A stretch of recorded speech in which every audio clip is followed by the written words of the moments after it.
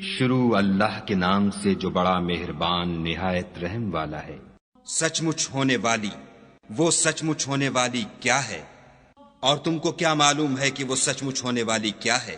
وہی کھڑکھڑانے والی جس کو سمود اور عاد دونوں نے جھٹلایا، سو سمود تو کڑک سے ہلاک کر دیے گئے، رہے عاد ان کا نہایت تیز آندھی سے ستیہ ناش کر دیا گیا۔ خدا نے اس کو 7 رات اور 8 دن ان پر چلائے رکھا، تو اے مخاطب تو لوگوں کو اس میں اس طرح ڈھے اور مرے پڑے دیکھے جیسے کھجوروں کے کھوکھلے تنے، بھلا تو ان میں سے کسی کو بھی باقی دیکھتا ہے؟ اور فرعون اور جو لوگ اس سے پہلے تھے اور وہ جو الٹی بستیوں میں رہتے تھے سب گناہ کے کام کرتے تھے، انہوں نے اپنے پروردگار کے پیغمبر کی نافرمانی کی تو خدا نے بھی ان کو بڑا سخت پکڑا۔ جب پانی طغیانی پر آیا تو ہم نے تم لوگوں کو کشتی میں سوار کر لیا تاکہ اس کو تمہارے لیے یادگار بنائیں اور یاد رکھنے والے کان اسے یاد رکھیں۔ تو جب سور میں ایک بار پھونک مار دی جائے گی اور زمین اور پہاڑ دونوں اٹھا لیے جائیں گے، پھر ایک بارگی توڑ پھوڑ کر برابر کر دیے جائیں گے، تو اس روز ہو پڑنے والی یعنی قیامت ہو پڑے گی، اور آسمان پھٹ جائے گا تو وہ اس دن کمزور ہوگا، اور فرشتے اس کے کناروں پر اتر آئیں گے، اور تمہارے پروردگار کے عرش کو اس روز 8 فرشتے اٹھائے ہوں گے۔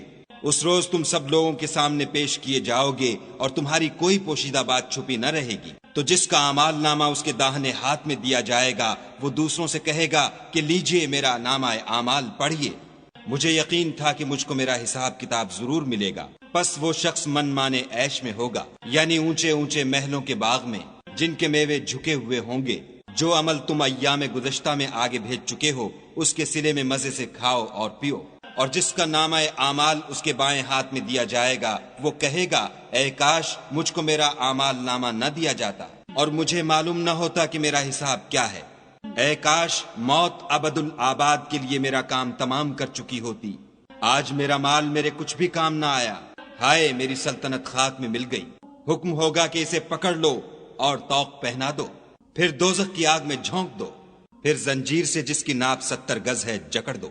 یہ نہ تو خدائے جل شانہ پر ایمان لاتا تھا اور نہ فقیر کے کھانا کھلانے پر آمادہ کرتا تھا، سو آج اس کا بھی یہاں کوئی دوست دار نہیں، اور نہ پیپ کے سوا اس کے لیے کھانا ہے، جس کو گناہ گاروں کے سوا کوئی نہیں کھائے گا۔ تو ہم کو ان چیزوں کی قسم جو تم کو نظر آتی ہیں اور ان کی جو نظر نہیں آتی، کہ یہ قرآن فرشتہ عالی مقام کی زبان کا پیغام ہے، اور یہ کسی شاعر کا کلام نہیں، مگر تم لوگ بہت ہی کم ایمان لاتے ہو، اور نہ کسی کاہن کے مزخرفات ہیں، لیکن تم لوگ بہت ہی کم فکر کرتے ہو۔ یہ تو پروردگار عالم کا اتارا ہوا ہے۔